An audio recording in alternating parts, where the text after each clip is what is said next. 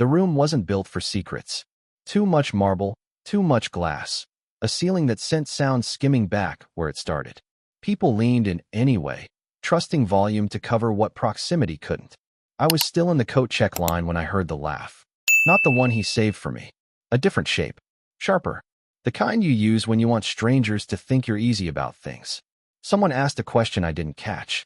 His answer came fast and clean. Marry her? I'd rather die. The table made a sound that wasn't quite laughter. More like permission. I didn't turn around.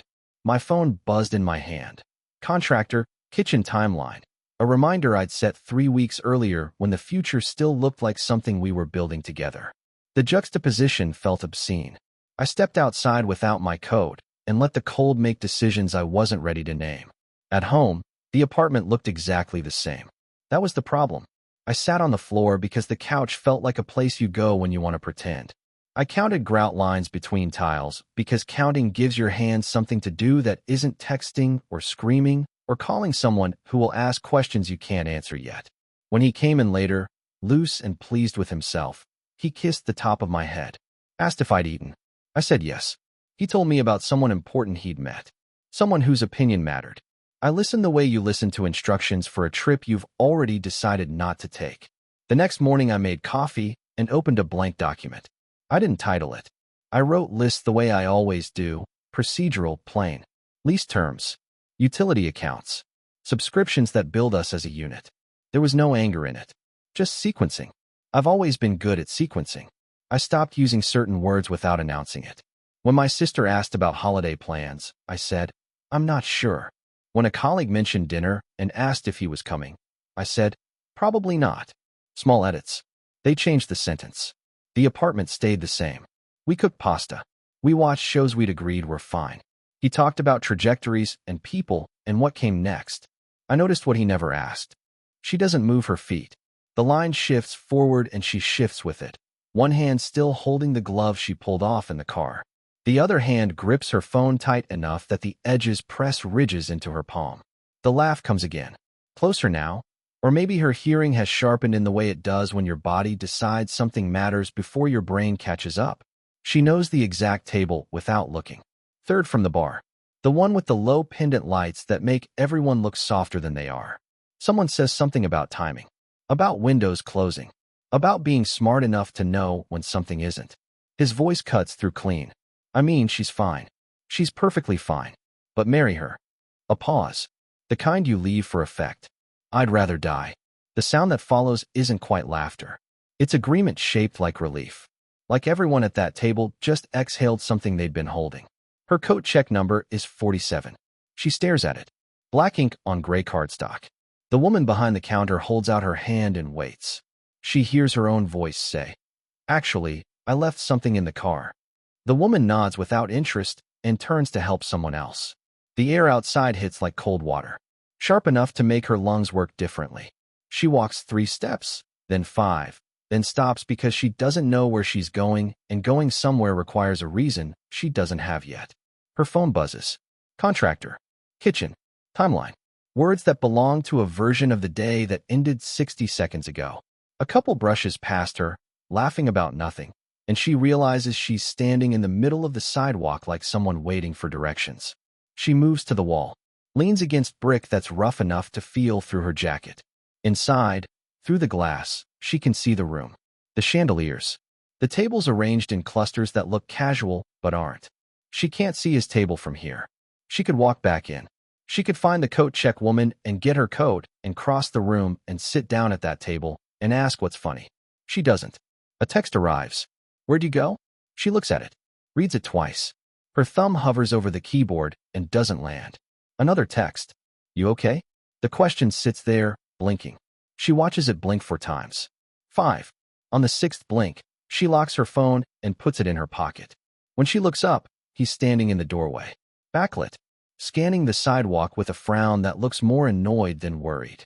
He spots her, and the frown shifts into something performative. Relief mixed with exasperation. The face you make when someone's doing something inconvenient. He walks toward her with his hands in his pockets, shoulders loose, like this is nothing. Like she stepped out for air, and he's being thoughtful by checking. What are you doing out here? She hears herself say. I felt sick. He stops 3 feet away. Close enough to be concerned. Far enough to avoid contamination. Sick how? I don't know. Dizzy. He glances back at the door. Music spills out each time someone enters or exits. Laughter. The bright, sharp sound of people performing for each other. Do you want to leave? She looks at him. At the way he's standing. At the micro shift in his expression that says leaving would be inconvenient, but manageable. That says he'd do it if he had to, but he'd prefer not to. No, she says. You should go back in. You sure? I'm going to get a cab. You stay. He hesitates. It's a real hesitation, or a good imitation of one. I can come with you. Don't. The word comes out harder than she meant. She adjusts. I mean, you just got here. You were talking to. She stops because she can't finish the sentence without testing something she's not ready to test yet. He watches her. She feels the moment where he's deciding whether to insist or accept. Whether this is something he needs to handle or something he can let go. Text me when you get home, he says. She nods. He leans in, kisses her temple. His lips are warm and his breath smells like wine and mint. When he pulls back, he's already turning toward the door. She watches him go. Watches him stop to hold the door for someone. Watches him disappear back into the light, and the noise, and the people who matter enough to perform for. Her phone buzzes again. The contractor. She declines the call and opens a rideshare app. The nearest car is 4 minutes away. She stands against the brick and counts her breaths while she waits. When the car pulls up, the driver asks if she's going far. Yes, she says, even though home is 12 minutes in normal traffic. He nods and pulls into the street. She watches the venue shrink in the side mirror until a truck blocks the view and there's nothing left to watch. The driver doesn't talk. She's grateful for that. The city slides past in blocks of light and shadow. A restaurant with people visible through tall windows. A pharmacy still open. A corner where someone stands alone, staring at their phone. She texts him. Home safe.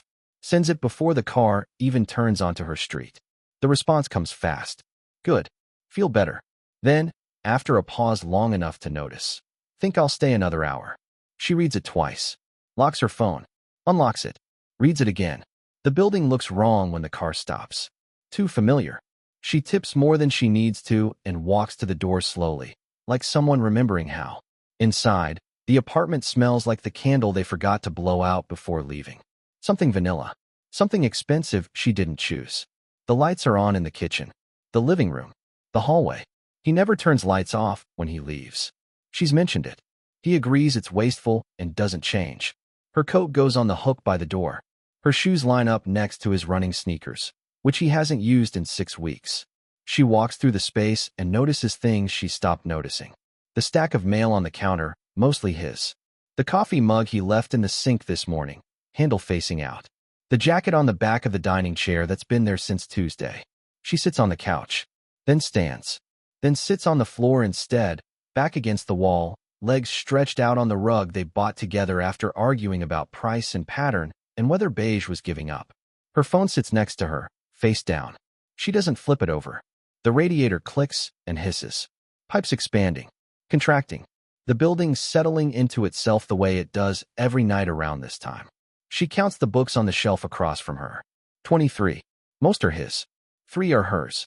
The rest are books neither of them has read, but that look right on a shelf when people visit. The window behind the couch shows the building across the street. Lights in some windows. Curtains in others. In one, someone moves back and forth, talking on the phone or to someone she can't see. The motion is repetitive. Pacing. She watches until the person stops and the light goes out. Her phone buzzes. She looks at it this time. Miss you. 2 words.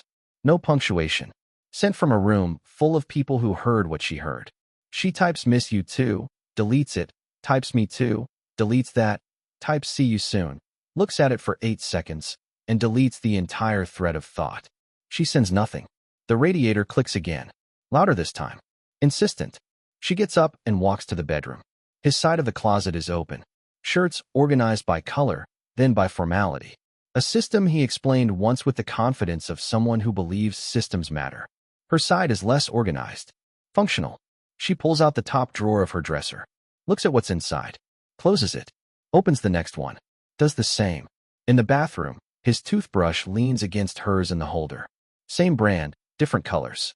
His razor sits on the edge of the sink where he left it this morning, flecked with tiny dark hairs he didn't rinse away. She closes the bathroom door and sits on the edge of the tub. The porcelain is cold through her dress. She stays there long enough for her legs to go numb, then stands and opens the door and walks back to the living room. Her laptop is on the coffee table where she left it this morning. She opens it. The screen wakes up to a document she'd been working on before they left. A proposal, half-edited, cursor blinking in the middle of a sentence she can't remember writing. She closes the document without saving and opens a new one. The blank page doesn't ask anything. She likes that about blank pages. They wait. She doesn't title it, doesn't date it, just starts typing. Lease, joint, expires June 14th. 30 days notice required. Her fingers know what to do even when her brain is still catching up. Utilities, electric in his name, internet in mine. Savings, joint account opened 2022. The list grows. Methodical, alphabetical in places, chronological in others. No organizing principle except getting it out of her head and onto something she can see. She types until the document is 2 pages long.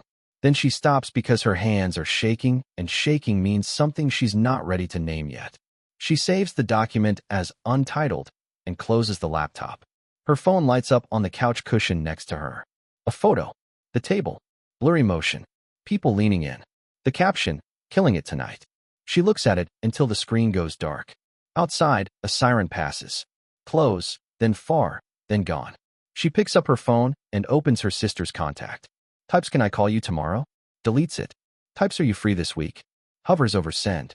Doesn't press it. Locks her phone instead. The key sounds in the door just after midnight. She's still on the couch, laptop closed, lights on, exactly where she'll be when he walks in. He comes in carrying his jacket and his phone and the energy of a night that went well. He drops the jacket on the chair, puts his phone on the counter, looks at her on the couch with a smile that's already fading into concern. "You feel better?" "Yes." "Good." He moves toward the kitchen, opens the fridge. The light throws his shadow long across the floor. "Did you eat anything?" "Earlier." He pulls out a container of leftovers and eats standing up, scrolling through his phone with his free hand. Between bites, he tells her about the panel, about the moderator who asked smart questions, about someone named Marcus who might be useful to know. She makes sounds that mean she's listening. He doesn't look up to check. When he's done, he rinses the fork but leaves it in the sink. Walks past her toward the bedroom. Stops. Comes back. Leans down and kisses her forehead. "You sure you're okay?" "I'm fine." "Okay." He straightens. "I'm going to shower." She nods. He disappears down the hallway. The water starts. She hears him sing 2 lines of something she doesn't recognize, then stop. She picks up her phone and opens the document she started earlier. Looks at the list. Adds 1 line. Credit card. Authorized user, remove name. The water shuts off. She closes the document. Morning comes standard. Alarm at 6:30. His phone, not hers. He silences it and gets up without complaint. She listens to him move through the apartment. Shower. Coffee. The rustle of him getting dressed in clothes that make the right impression. He kisses her goodbye while she's still in bed. "What's your day look like?" "Meetings," she says. "Same." He adjusts his collar in the mirror by the door. "Dinner tonight." She pauses. Counts 2 seconds. "Sure. I'll text you." He's gone before she answers. She gets up 10 minutes later. Makes coffee the way she likes it, which is different from the way he makes it. Darker. Less water. She drinks it standing by the window, looking at the street below where people move in patterns that make sense to them. At work, her manager asks about a timeline. She gives dates that don't include buffer. He looks surprised, then pleased. "You sure?" "Yes." He nods. "Great. Thanks." A colleague stops by her desk around lunch. Mentions a dinner next week. Something casual. "Partners welcome." "I'll check," she says. "No rush. Just let me know." She doesn't write it down. At 4, he texts. "Running late. Order without me?" She texts back. "No problem." Then, "Actually, I might just eat at my desk." He sends a thumbs up. She orders nothing. Works until 6. Leaves when the office starts to empty. Takes the long way home because the long way has fewer people. He's already there when she arrives. On the couch with his laptop, conference call muted, nodding at something someone's saying. He waves. She waves back. Hangs up her coat. goes to the kitchen and opens the fridge and closes it without taking anything out. When his call ends, he finds her in the bedroom, changing into clothes that don't require being looked at. How was your day? Fine. Yours? Long. He sits on the edge of the bed. Marcus wants to grab drinks Friday. You want to come? I can't. I have plans. It's not true. It becomes true when she says it. Oh, what plans? Just dinner. With Sarah. He nods. Doesn't ask which Sarah. There are two. She doesn't specify. Another time then. Sure. He pulls out his phone and types something. She watches his thumbs move across the screen. Fast, confident. He smiles at whatever response comes back. They order Thai food because it's Wednesday, and Wednesday has always been Thai food. The delivery arrives in 32 minutes. They eat on the couch with the TV on. A show they're halfway through. She's lost the thread, but it doesn't matter. The show explains itself every 7 minutes for people who aren't paying attention. This character's annoying, he says. Which one? The sister. She's always making it about her. She looks at the screen. Watches the sister stand in a kitchen, holding a glass of wine, saying something the other characters aren't listening to. Yeah, she says. Later, in bed, he reaches for her in the dark. His hand finds her hip. Slides up. She doesn't move toward him or away. Just stays very still until his breathing changes and his hand goes slack and he shifts onto his side, already asleep. She lies there and counts the minutes between his breaths. 12 seconds in. 8 seconds out. The rhythm doesn't change. Her phone lights up on the nightstand. An email. Work. Something that can wait. She opens it anyway and reads it twice. Memorizing details she doesn't need to memorize, just to have something to do that isn't this. The weekend comes compressed. Saturday errands that don't require conversation. Groceries. Dry cleaning. A bookstore where they separate without discussing it and meet at the register, each holding something the other hasn't asked about. Sunday, his mother calls. He answers in the living room with the easy warmth he saves for people whose opinion matters. She hears him laugh. Hears him say, she's good. Yeah, we're good. Hears him lower his voice when he says something about work that she's not supposed to hear. When he hangs up, he finds her in the kitchen. Mom says hi.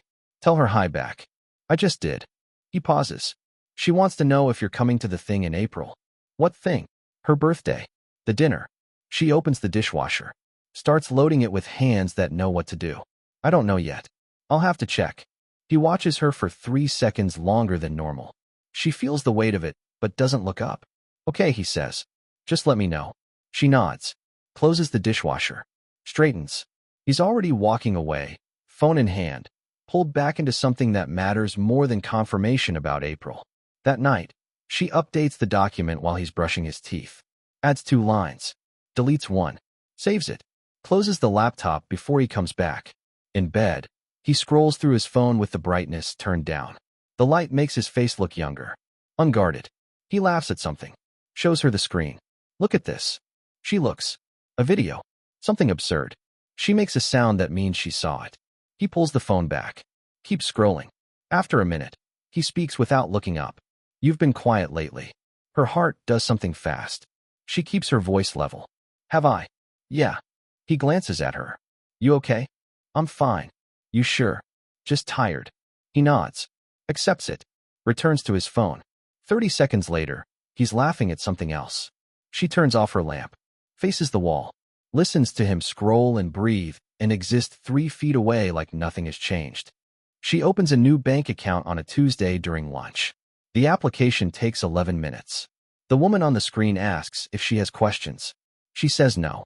The confirmation email arrives while she's walking back to the office. She deletes it and empties the trash folder. That night, she updates her direct deposit. Changes the routing number in the payroll system. The change won't take effect until the next pay cycle. 3 weeks. She marks the date in her calendar with no label. Just a dot. He's at drinks with Marcus. She texts him she's working late.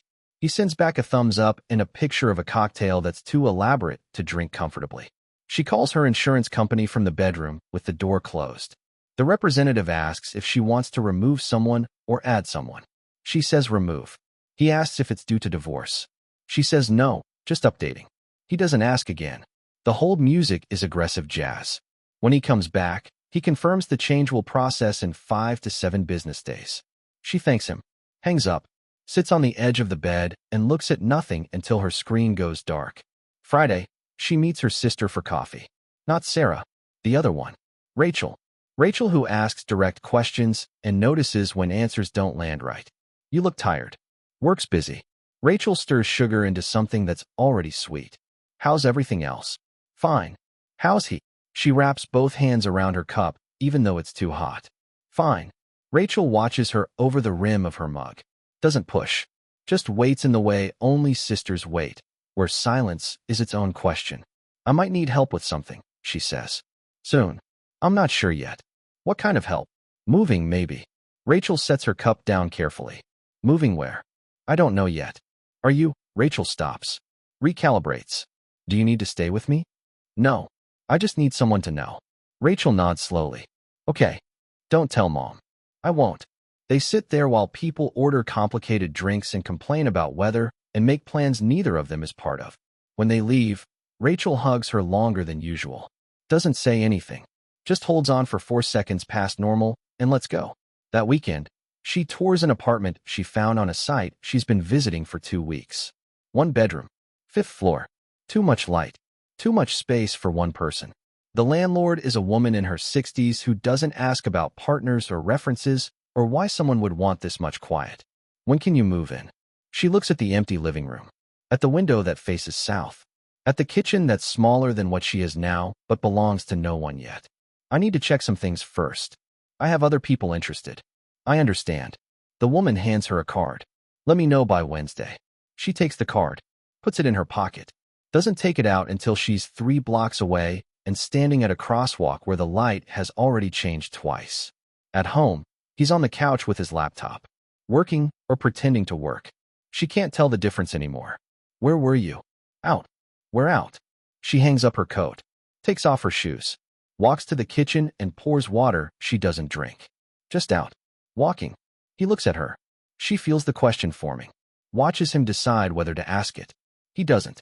Okay, he says. Returns to his screen. She goes to the bedroom and opens her laptop. The document has grown.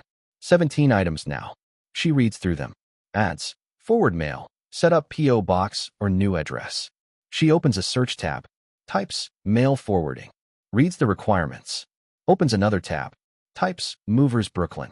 Gets overwhelmed by options. Closes everything. Her phone buzzes. Rachel. You okay? She types yes, then deletes it. Types I don't know, deletes that too. Settles on thanks for today. Rachel sends back a heart. She looks at it for longer than makes sense. Locks her phone. Monday. She calls the landlord from the parking garage at work. 2nd level. No one parks here. Her voice echoes off concrete. I'll take it. You're sure? Yes. I'll send the lease today. 1st month, last month, and security. She does math in her head. The number is possible. Barely. It requires her new account and careful timing and not thinking too hard about what comes after. That works. The lease arrives at 4:13. She reads it on her phone. Scrolls through pages of standard language. Signs with her finger in a bathroom stall where no one can see her hand shake. The confirmation comes back. Move-in date, 3 weeks from Saturday. She saves the email in a folder labeled Personal. Adds a calendar entry with no details. Just a time and a date. That night, they eat pasta again. He talks about a project that's moving faster than expected. About someone who's being difficult. About a decision he has to make that he's already made but wants to narrate anyway. She makes the right sounds. Asks the right questions. Clears the plates when he's done talking. In the bathroom, she opens the cabinet under the sink. Pulls out the box of things she keeps there. Tampons. Backup contacts. The good tweezers. A bottle of ibuprofen that's hers, not his. She takes the box to the bedroom and slides it under the bed on her side. He won't look there. He never looks anywhere that isn't directly in front of him. Over the next week, she moves things in increments too small to notice. A sweater from the closet. The photo album from the hall cabinet. The necklace her grandmother left her. Each item goes into a bag that lives in the trunk of her car. She drives past storage facilities on her way to work. Doesn't stop yet. Just notes which ones look maintained. Which ones have lights in the parking lot. Friday night, his phone rings during dinner. He looks at the screen. Stands. I should take this. He walks to the bedroom. Closes the door. She hears his voice rise and fall. Hears him laugh. Here's the tone he uses when he's working someone without calling it work. She clears the table, washes dishes that could wait, wipes down counters that are already clean. When he comes back, he's energized in a way that makes him need to explain. That was David. He wants me to meet someone. Investor type. Big portfolio. That's good. Yeah. He's already texting. Might need to go to Boston for a few days. Week after next, maybe. She dries her hands on a towel that used to be white. Okay. You mind? She turns, looks at him, at the way he's standing there with his phone in his hand, asking permission that isn't really a question. No, she says. You should go. He smiles. Relief mixed with something else. Validation, maybe. The kind you get when someone confirms you're allowed to do what you were already going to do. Thanks, he says. Kisses her cheek. Goes back to his phone. She stands in the kitchen and looks at the calendar on the wall. His trip. Her move-in date. 3 days of overlap. She doesn't write anything down. Just memorizes the math. He books the flight on a Tuesday. Business class because the meeting matters. He shows her the itinerary while she's brushing her teeth. 3 days. Hotel in Back Bay. Dinner with David and the investor. Maybe a museum if there's time. You should go to the Isabella Stewart Gardner, she says through toothpaste foam. The what? Museum. You'd like it. He nods, already distracted. Scrolls through his phone. Maybe. She spits. Rinses. Watches him in the mirror. He's doing the thing where he's present but calculating. Already in Boston. Already performing for people who aren't here yet. Do you need me to do anything before you go? He looks up. Like what? I don't know. Pick up dry cleaning. Anything. No, I'm good. He kisses her temple. You're the best. She doesn't correct him. The next few days, he's electric. Preparation disguised as momentum. He buys a new shirt. Gets a haircut that looks identical to the old haircut but costs twice as much. Practices stories in the bathroom while shaving. She hears him through the door, testing which version of himself sounds most effortless. Thursday night. He packs with the efficiency of someone who travels enough to have a system. Shirts rolled. Shoes in bags. Chargers organized. She sits on the bed and watches. You'll be okay here? Of course. You have plans. She thinks about the storage unit she rented yesterday. About the movers she called from the parking garage. About the boxes she's been leaving in her car. Some. Work mostly. Good. He zips the suitcase. Tests the weight. I'll probably be busy the whole time, but I'll text. Don't worry about it. He pauses. Looks at her with something that could be gratitude or relief. Thanks for being cool about this. It's your job. I know, but still. He sits next to her. Takes her hand. Some people would make it a thing. She looks at their hands. His fingers lace through hers. The familiar pressure. The shape they make together that looks right from certain angles. I'm not some people, she says. He squeezes. Let's go. Stands. I should sleep. Early flight. She nods. He disappears into the bathroom. She hears water running. The electric toothbrush. The cabinet opening and closing. The small sounds of someone preparing to leave. In bed, he falls asleep fast. She lies awake and watches the ceiling. Counts the hours until his alarm. 4.5. She could sleep if she tried. She doesn't try. His alarm goes off at 5. He silences it before the second beep. Moves through the dark apartment with the confidence of someone who knows where everything is. She hears the shower. The coffee maker. The wheels of his suitcase on hardwood. He comes back to kiss her goodbye. She keeps her eyes closed. Feels his lips on her forehead. Smells his cologne. The expensive one he saves for matching. Love you, he whispers. She makes a sound that could mean anything. The door clicks shut. She waits for the second click. The deadbolt. It doesn't come. He never remembers the deadbolt. She gets up and locks it herself. The apartment is different without him. Quieter. Larger. She stands in the living room and looks at his things. The jacket on the chair. The stack of books he's pretending to read. The coffee cup from yesterday still in the sink. She doesn't touch any of it. At work, she leaves early. Tells her manager she has an appointment. He doesn't ask what kind. She drives to the storage unit with the first load of boxes. Books. Winter clothes.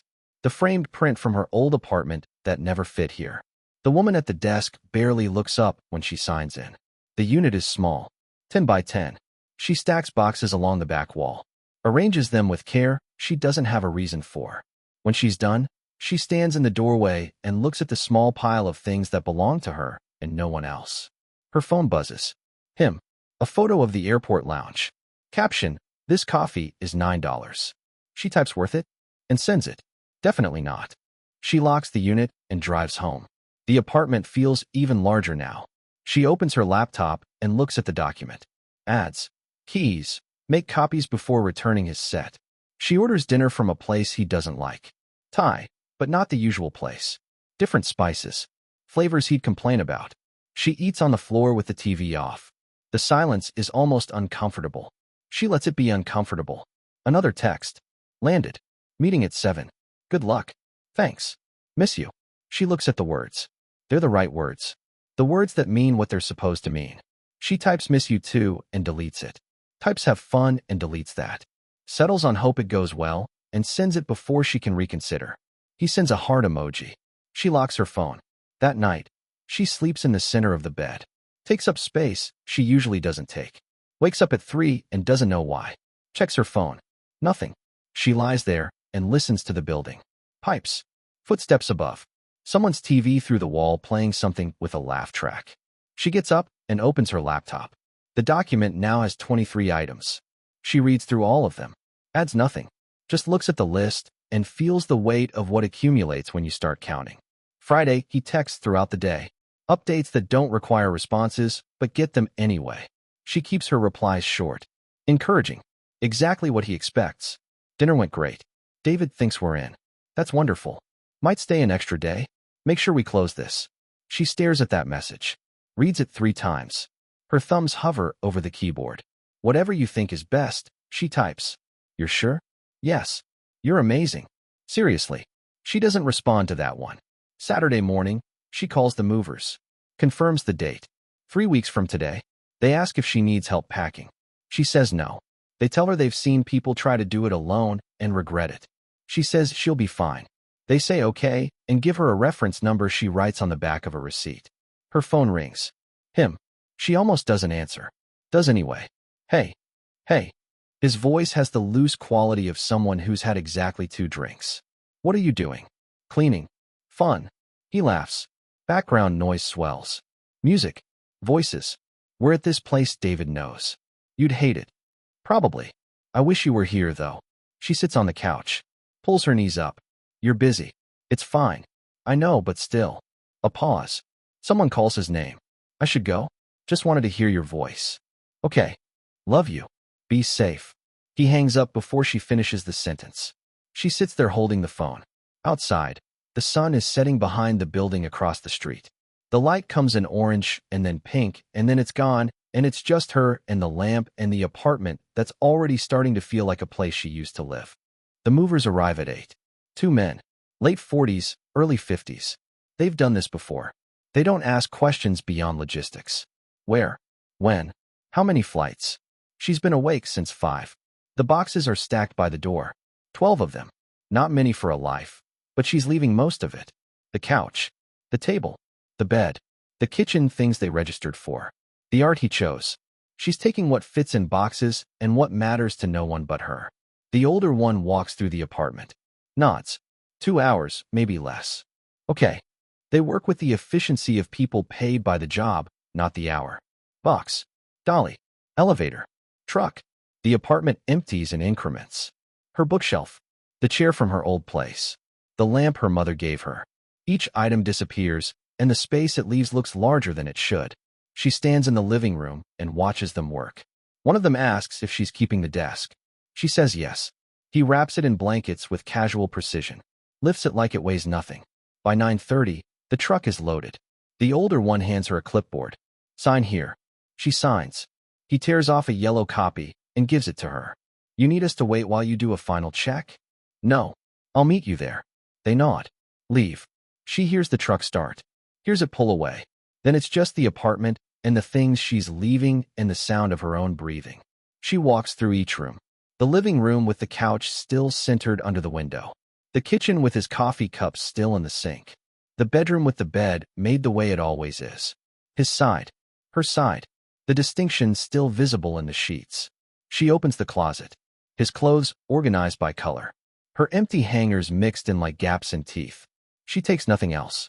Closes the door. In the bathroom, his toothbrush still leans against the holder. his razor on the sink. She removes her toothbrush and drops it in her bag. Leaves everything else exactly where it is. Her keys are on the counter. 2 sets. His and hers. She takes hers. Leaves his. The letter is already written. She's rewritten it 4 times over the past week. Made it shorter each time. Now it's 8 lines. She pulls it from her bag and reads it once more. I've moved out. The lease is in your name. I've notified the landlord. All shared accounts are closed or transferred. Your things are exactly where you left them. The keys are on the counter. I won't be reachable at this number after today. This is final. No signature. No date. Just facts in the order they need to be understood. She leaves it on the kitchen counter, weighted down with his coffee cup. Her phone is in her hand. She opens his contact. Looks at his name. At the photo that's been there for 2 years. Him laughing at something she said. Back when laughing at things she said was something he did. She doesn't block the number. Just turns off notifications. His texts will arrive. She won't see them arrive. One last walk through. Living room. Kitchen. Bedroom. Bathroom. The apartment looks like someone still lives here. Like she just stepped out. Like she's coming back. She pulls the door closed behind her. Tests the lock. It holds. The elevator comes fast. Empty. She rides down watching the numbers descend. Lobby. The doorman nods. She nods back. Outside, the morning is bright and cold. The truck is gone. Her car is parked where she left it, packed with the things that didn't need movers. She sits in the driver's seat and doesn't start the engine. Just sits. Looks at the building. 5th floor. 4th window from the left. The curtains are still open. The lamp is still on. From here, it looks exactly the same. Her phone buzzes. Not him. Rachel. How are you doing? She types done and sends it. Where are you? Leaving now. Call me later. I will. She starts the car. The new address is already in her GPS 12 minutes. She doesn't look back at the building when she pulls away. Just watches the street ahead. Traffic. Lights. People crossing at corners with phones in their hands. The new building is taller. More glass. The lobby smells like cleaning solution and something floral. The elevator is newer. Quieter. She rides to the 5th floor with a woman in workout clothes who doesn't acknowledge her. The movers are already inside when she arrives. They've stacked the boxes along one wall. The furniture is placed according to the diagram she drew for them. The older one sees her and waves. We put everything where you marked. You want anything moved. She walks through the space. Living room. Kitchen. Bedroom. Bathroom. Everything is where she said it should be. It looks wrong anyway. Too much space. Too much light. Nothing fits the way it fit before. No, this is good. He nods. Pulls out the clipboard. She signs again. Adds a tip she can't really afford. They thank her. Leave. The door clicks shut. The apartment is silent. Different silent than before. No radiator clicks. No upstairs footsteps. Just clean, expensive quiet. She opens a box. Pulls out books. Lines them on the shelf. Opens another. Clothes. She hangs them in the closet where there's too much room and no one else's things to press against. Her phone buzzes. Him. She doesn't look. Opens another box instead. Kitchen things. The good knife. The cutting board her sister gave her. The mug that's hers because she bought it before him. By noon, half the boxes are empty. She works steadily. No breaks. No sitting. Just unpacking and placing and making decisions about where things go when there's no negotiation required. Her phone buzzes again. And again. She turns it face down on the counter. At 2, she orders food from a place nearby. Sits on the floor because the chair is covered in boxes.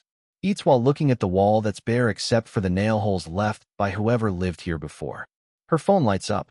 She sees the notification count before she can stop herself. 14 messages. 3 missed calls. She locks the screen. Opens another box. By evening, the apartment looks almost lived in. Books shelved. Clothes hung. Kitchen functional. Bed made with sheets that have never touched him. She stands in the living room and looks at what she's built. A space that belongs to her. A space with no one else's coffee cups.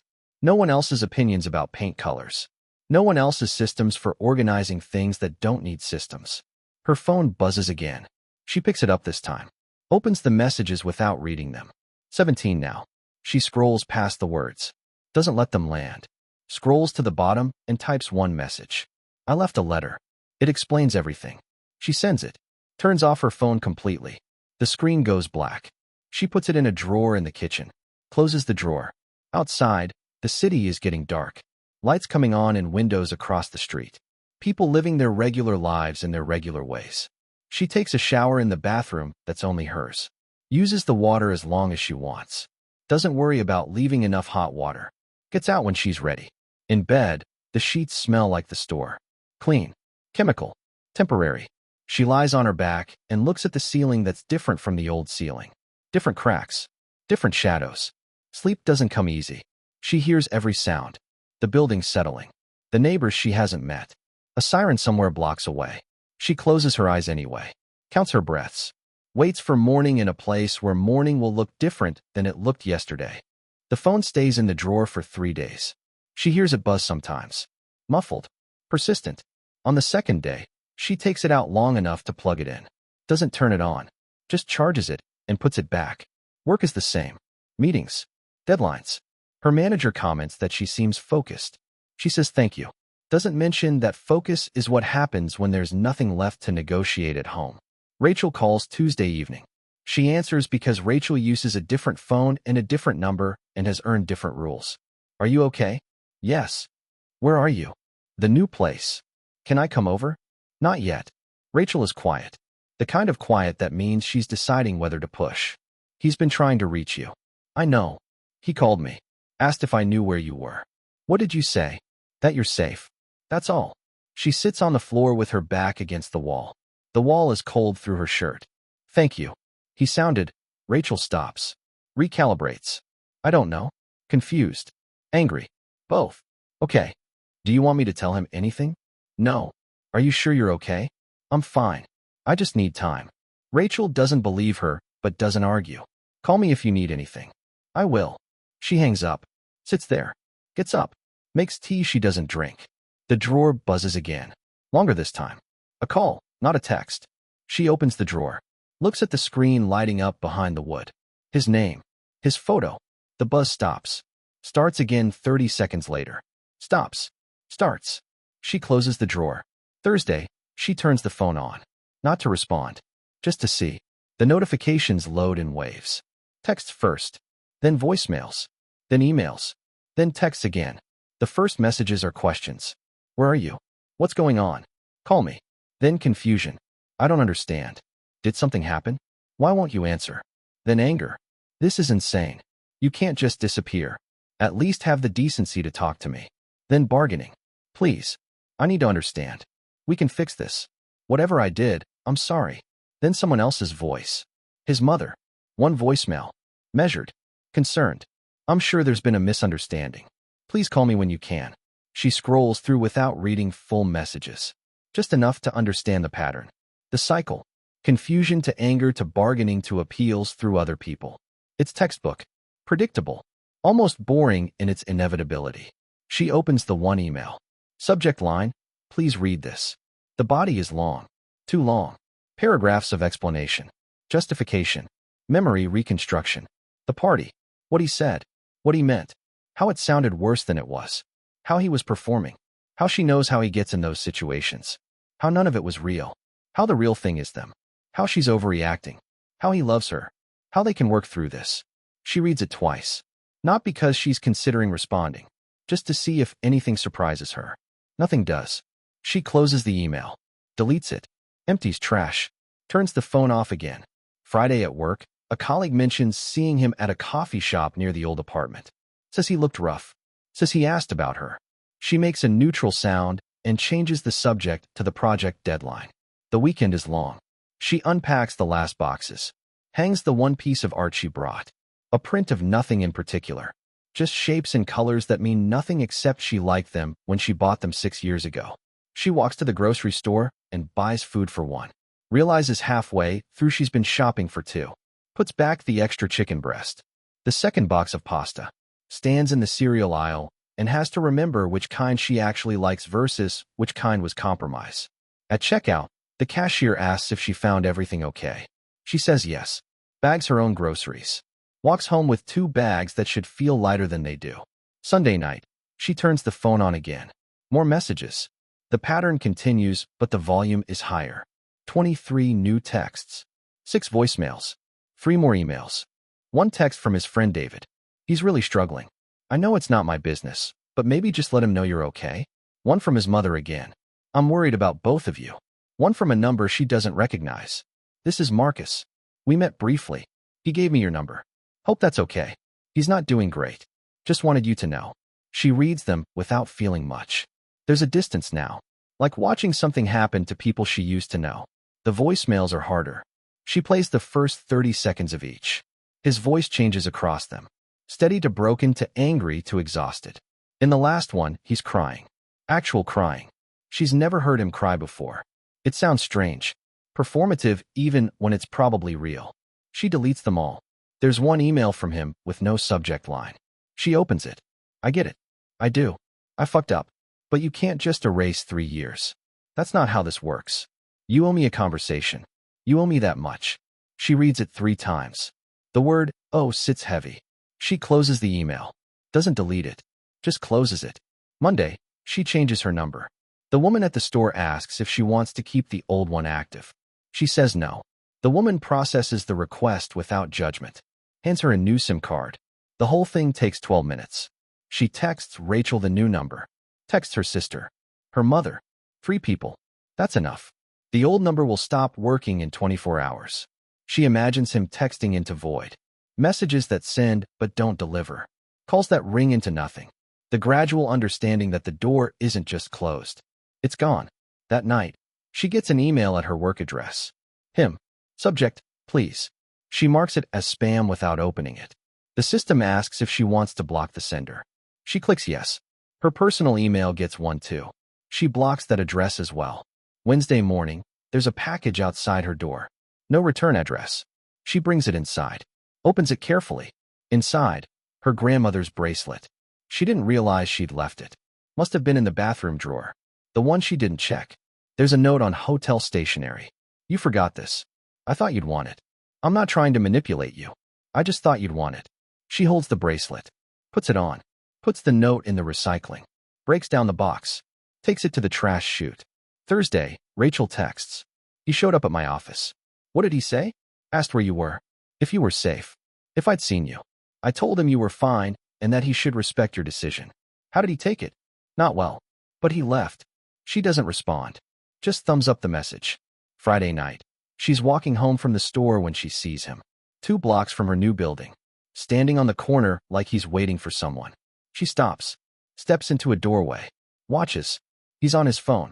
Looking at the screen. Looking up. Looking around. He doesn't see her. She's too far, and the light is wrong, and he's looking for someone who looks like she used to look. Softer. More available. Less gone. After 5 minutes, he gets into a car. Rideshare. She watches it pull away. Waits another 3 minutes before continuing home. Inside, she locks the door. Both locks. Checks them twice. Her new phone sits on the counter. Silent. Clean. No messages. No missed calls. No history bleeding through from before. She makes dinner. Eats it standing up. Washes the single plate. The single fork. Dries them. Puts them away. The apartment is quiet except for the refrigerator hum. She sits on the couch and looks at the window. At her reflection in the glass. At the person sitting alone in a space designed for more. She doesn't look sad. Doesn't look relieved. Just looks. Outside, the city moves. Cars. People. Lives intersecting and separating and continuing in their regular chaos. She picks up a book. Opens it. Reads 3 pages before realizing she hasn't processed a single word. Starts over. Makes it to page 7 before her mind wanders. She closes the book. Turns off the lamp. Sits in the dark and lets the silence be what it is. The project goes live on a Tuesday. She's been working on it for 8 months. Longer, if you count the version she built before and scrapped because it wasn't right yet. It's a tool. Something practical. Something that solves a problem she noticed because she was paying attention when other people weren't. Her manager sends an email to the team. Great work on the launch. Standard. Expected. She files it and moves on to the next thing. By Wednesday, the user numbers are higher than projected. By Friday, they're double. The analytics dashboard shows adoption curves that don't usually happen this fast. She checks the data 3 times to make sure it's real. Her manager schedules a meeting. Walks in with the kind of energy that means good news he wants credit for delivering. Have you seen the numbers? Yes. This is significant. He leans forward. We're getting inquiries. External interest. People want to know who built it. She nods, waits for the ask. We're presenting to leadership next week. I'd like you to run it. Okay. Not okay. He pauses. Recalibrates. This is the kind of thing that changes trajectory. You understand that. I understand. He looks at her like he's trying to read something that isn't written clearly. Good. I'll send details. The presentation is Thursday. Conference room on the 8th floor. 15 people. She knows 3 of them. The rest are titles without faces. VP of something. Director of something else. The woman from strategy who always asks the question no one else thought to ask. She walks them through the architecture, the problem space, the solution, the adoption metrics. She doesn't perform, just presence. Facts delivered cleanly. Questions answered without decoration. When she's done, the VP nods. How long have you been here? 3 years. And this was your initiative? Yes. Solo. Mostly. The woman from strategy leans forward. Why hasn't anyone heard about this until now? It wasn't ready to talk about. The VP makes a note. Looks at her manager. We should discuss resourcing. Then back to her. Good work. The meeting ends. People file out talking to each other in the way people do when they're deciding what something means. Her manager lingers. That went well. It did. You should feel good about this. She gathers her laptop. I do. Walking back to her desk, a colleague she barely knows stops her in the hallway. Hey, I saw the thing you built. It's really smart. Thanks. Seriously, we've been trying to solve that problem for years. She nods, keeps walking. At her desk, there's a Slack message from someone in product. Heard about your tool. Any chance you can demo it for my team? Then another from someone in sales. Leadership is asking about enterprise applications. You have time to chat? She responds to both with availability. Closes Slack. Opens the next task. That night, Rachel calls. I saw your name on the company blog. They wrote about the launch. They quoted you. Like, extensively. Did they? You don't sound excited. I am. I'm just tired. Rachel is quiet for a beat. He'd see this, right? If he was still looking. Probably. And nothing. It doesn't matter. Doesn't it? She looks at the wall. At the nail holes still unfilled. No. Okay. Rachel doesn't push. I'm proud of you anyway. Thank you. The article gets shared. LinkedIn mostly. People she used to work with react to it. A former professor sends a congratulations email. Her mother texts a screenshot with 3 exclamation points. Her phone, the new one, the clean one, stays quiet otherwise. No messages from numbers she doesn't know. No attempts to reach her through professional channels. Either he hasn't seen it or he has and doesn't know what to do with it. Friday, there's a meeting she wasn't invited to but gets added to last minute. Strategic planning. Her manager's manager is there. The VP from Thursday. People whose calendars are usually full. They want to talk about scale, about roadmap, about team expansion. They use words like vision and leverage and opportunity. She answers questions, commits to timelines, takes notes that are mostly arrows and boxes showing how pieces connect. Afterward, the VP walks out with her. You're good at this. Thank you. I mean it. You see things clearly. That's rare. She doesn't know what to say to that, so she says nothing. We should talk about what's next for you. Not today, but soon. Okay. He nods and turns toward his office. She goes back to her desk and stares at her screen for 3 minutes before remembering what she was working on. The invitations start arriving. Panels, conferences, podcasts. People want to talk about the work, about her approach, about how she thinks about problems. She declines most of them, accepts 2 because her manager says it's strategic. The first panel is in 3 weeks. Industry conference. Topic: Innovation in product development. She's listed 3rd out of 4 speakers. The other 3 have titles that start with chief or VP. Hers just says her name and her company. She books travel, hotel room for 1 night. Returns the next morning because being away longer than necessary feels like giving something too much weight. A week before the conference, she runs into someone from his network. Not a close friend. Someone who orbits. They're at a coffee shop near her new apartment. He recognizes her first. Hey, it's... He pauses, searching for her name. She supplies it. Right? Yeah, we met at that thing. The fundraiser. She remembers. Barely. Hi. You look different. Do I? Yeah. Good different. He shifts his weight. I saw the article about your project. Really impressive. Thanks. I had no idea you were. He stops. Seems to realize what he's about to say. Recalculates. Well, congrats. She nods. Orders her coffee. He stands there like he wants to say something else. Decides against it. Leaves with a wave that's more awkward than necessary. The barista hands her the cup. She takes it outside. Sits on a bench and watches people pass. A woman on a phone arguing with someone. A man with a dog that pulls toward every trash can. Two teenagers laughing at something on a shared screen. Her phone buzzes. Work email. Another meeting request.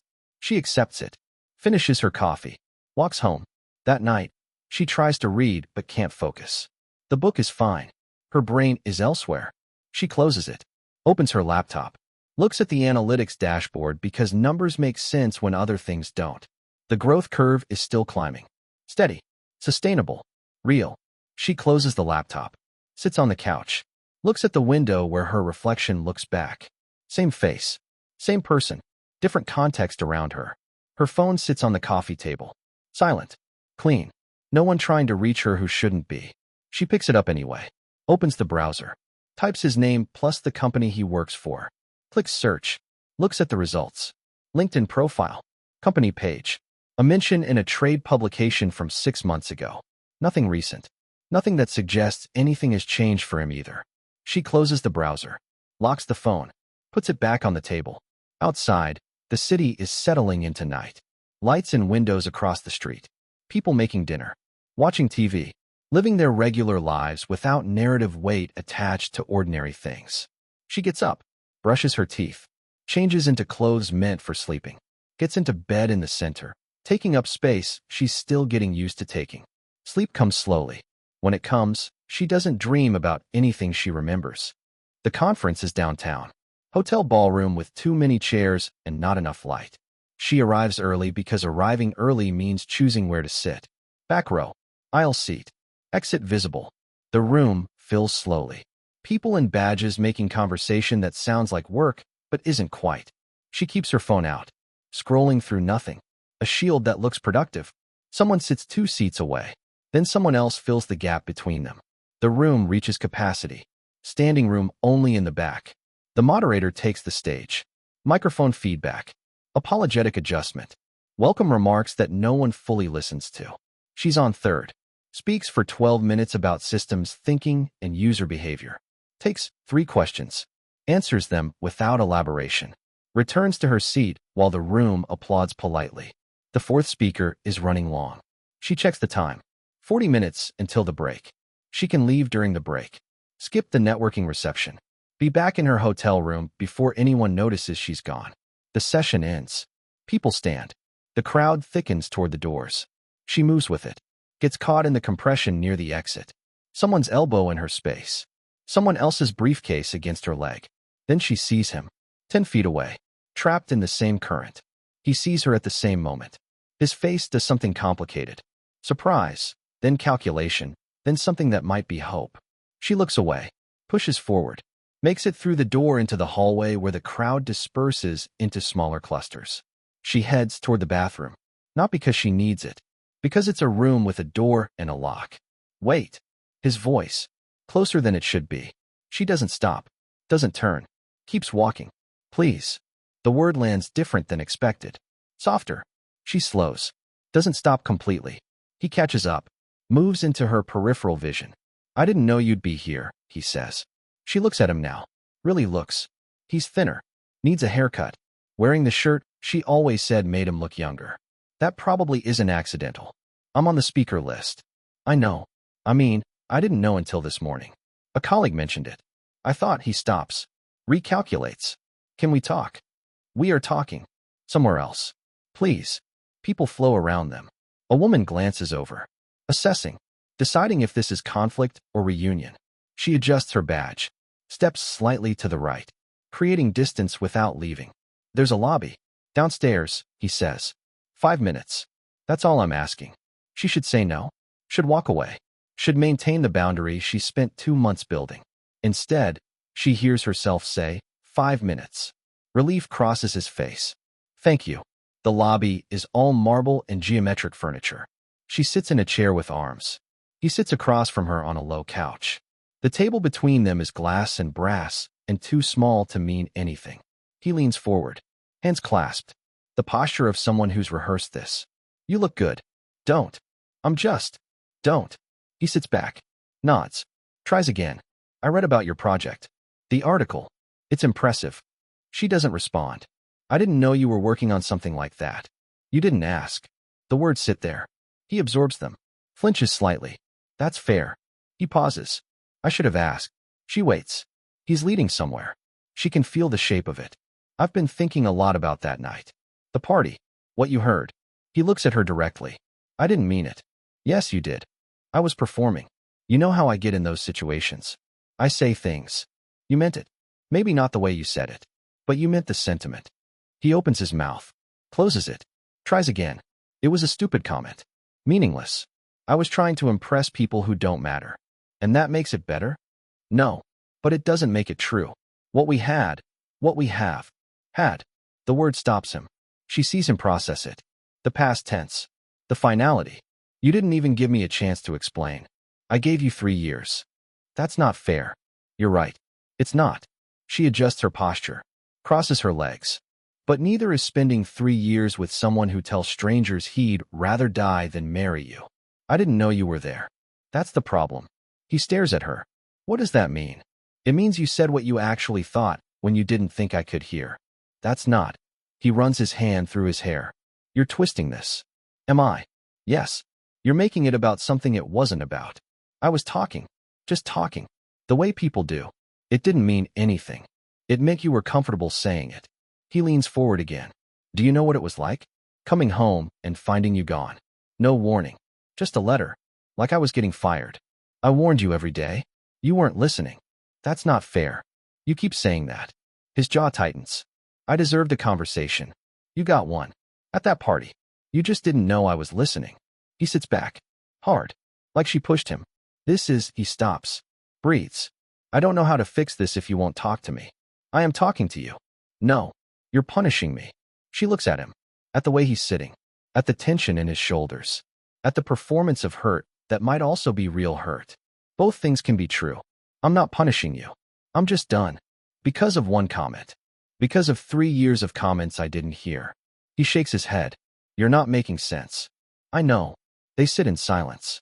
People cross the lobby with luggage and briefcases and purpose. A couple laughs by the elevators. A child runs toward the revolving doors until their parent calls them back. I saw you, he says finally. A few weeks ago. Near your building. She doesn't react. Doesn't confirm or deny. You were coming home from somewhere. I almost called out. Then I thought, he stops. I thought maybe you wouldn't want me to. I wouldn't have. He nods slowly. Yeah. He looks down at his hands. I'm trying to understand. When you left, were you already gone? Like, before that night. Were you already leaving? She thinks about the answer. About what's true versus what's kind. Decides truth matters more. I don't know. Maybe. That's worse, you know. If you were already leaving, the comment was just an excuse. Or it was the confirmation I needed. Of what? That I was right to go. He absorbs this. She watches it land. Watches him rearrange the story he's been telling himself. Do you ever think about calling? He asks. Just to talk. Not about us. Just about, I don't know. Life. No. The answer comes fast. Clean. He winces. Never. Never. So I'm just what? Erased. You're someone I used to know. He stands. Sudden. That's cruel. She stays seated. It's honest. It's the same thing. Maybe it is. She doesn't argue. He paces 3 steps. Turns back. I don't understand how you can just, he gestures vaguely. Just cut people off. Like they never mattered. You mattered. Past tense. Yes. He stares at her. She sees him trying to find an angle. A way in. Something that will crack the composure she's worked 2 months to build. I'm seeing someone, he says. She waits. I thought you should know. Okay. That's it. Okay. What do you want me to say? I don't know. Something. Anything. I hope it goes well. He laughs. Sharp. Bitter. You don't mean that. I do. No, you don't. You want me to suffer. Admit it. She stands now. Picks up her bag. I want you to be happy. Genuinely. I just don't want to be involved in it. Because you heard one stupid thing I said at a party. Because I heard you. Finally. She walks toward the elevators. He follows. Stops 3 feet back. Was any of it real? He asks. 3 years. Was any of it real for you? She presses the button, watches the numbers descend. Yes, she says. Until it wasn't.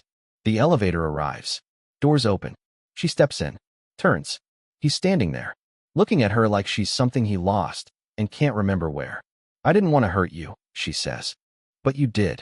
I know. The doors close before he can respond. She rides up alone, watches the numbers climb, exits on the 7th floor, walks to her room, slides the key card, enters, closes the door, locks it, both locks, sits on the edge of the bed and looks at nothing. Her hands are shaking. She didn't realize until now. She presses them flat against her thighs, counts her breaths. 4 in, 6 out, 4 in, 6 out. Her phone buzzes. She ignores it. It buzzes again. She checks. Rachel, how's the conference? She types fine, deletes it. Types complicated, deletes that. Settles on I'll call you tomorrow. Rachel sends a heart. She sets the phone on the nightstand. Lies back on the bed. Stares at the ceiling. Hotel ceiling. Blank. Neutral. Temporary. Outside, the city makes its regular noise. Traffic. Horns. The ambient hum of thousands of people living simultaneous lives. She stays there until the light changes. Until the room gets dark. Until she can't tell anymore if she's relieved, or sad, or just tired. All three, probably. She gets up, takes off her shoes, her jacket, her badge, leaves them where they fall, goes to the bathroom, washes her face, looks at herself in the mirror under fluorescent light that makes everyone look wrong. Her face looks the same. That surprises her.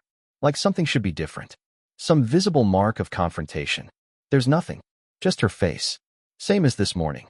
She turns off the light, gets into bed fully clothed, pulls the covers up, closes her eyes. Sleep doesn't come. She doesn't expect it to. She skips the rest of the conference. Catches an earlier flight.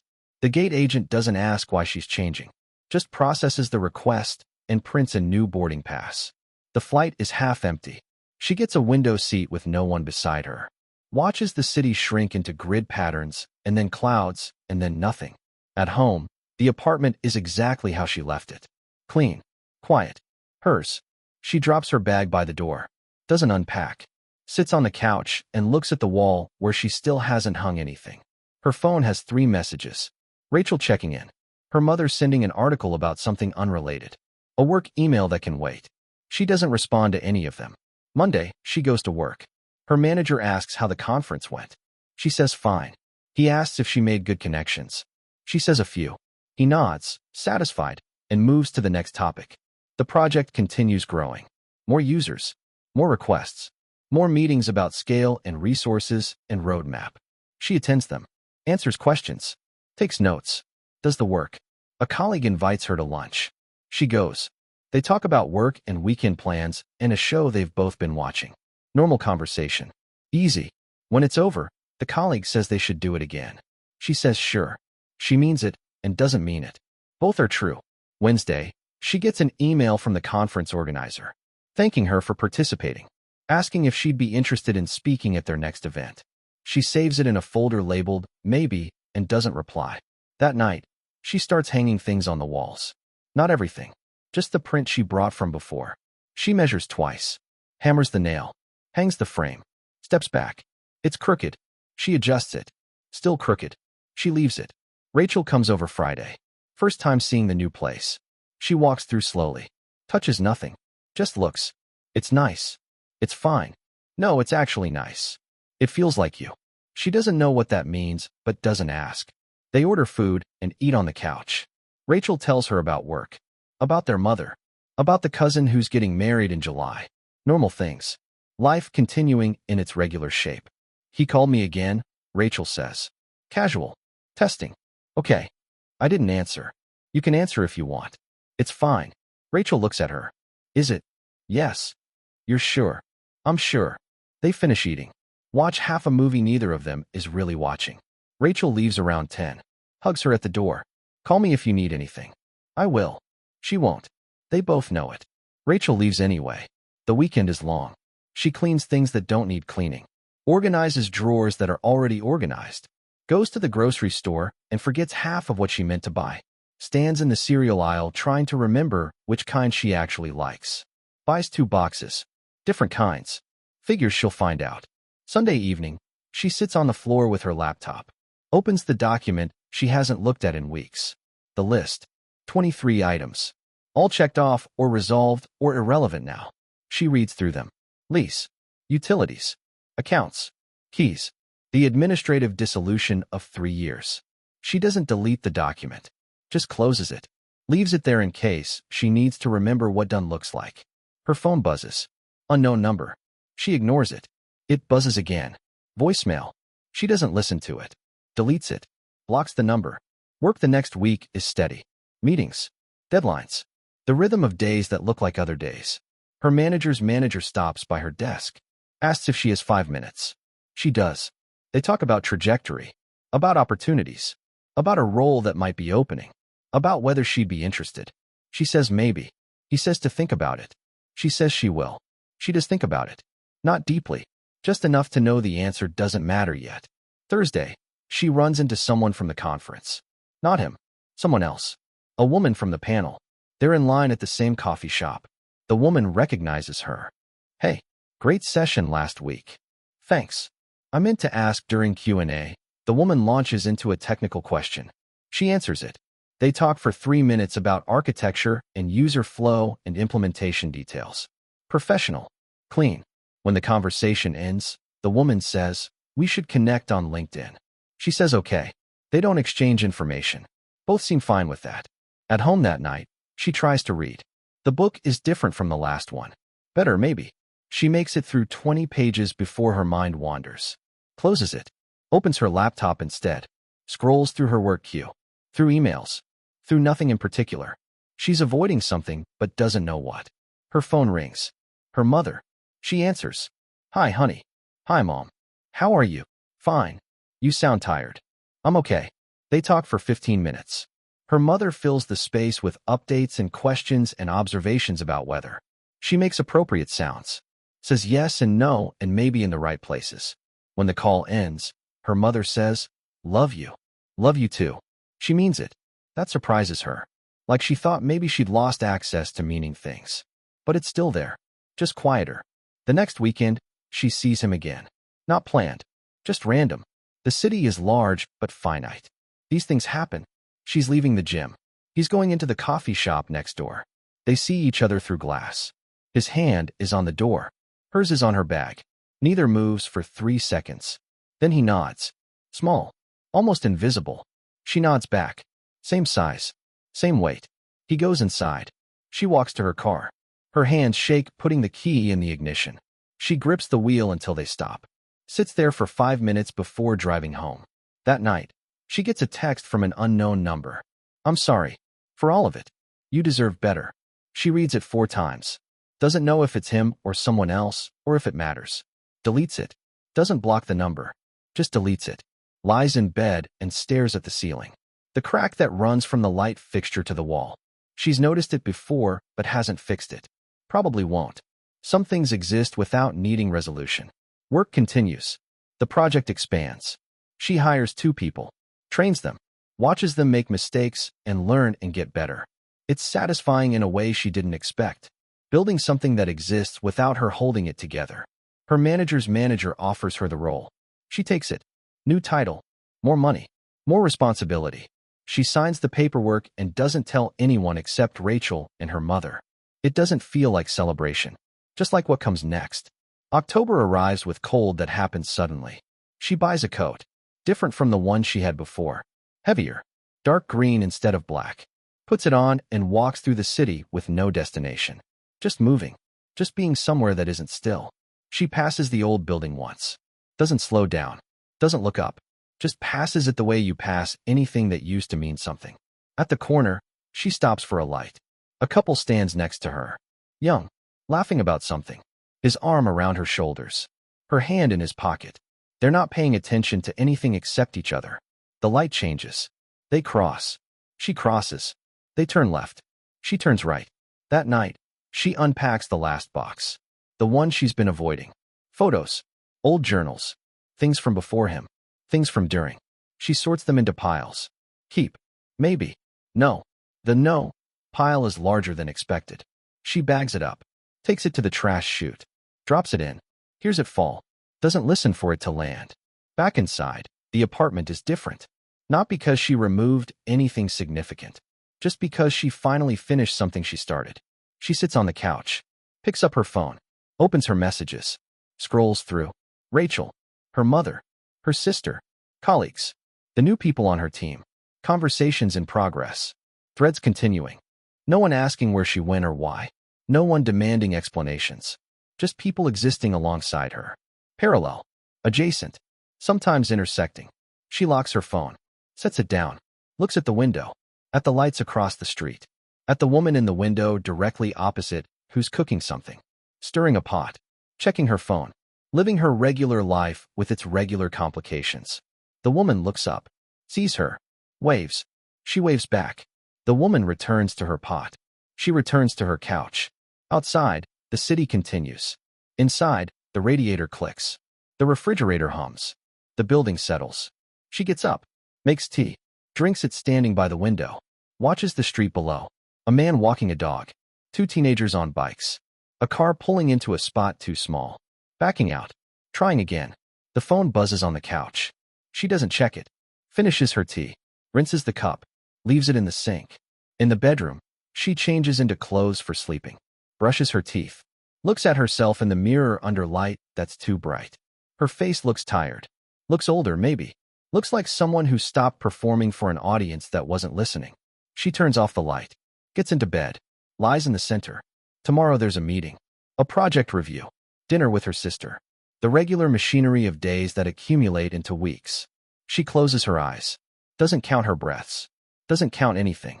Just lies there and waits for sleep to arrive or not arrive. Eventually, it does.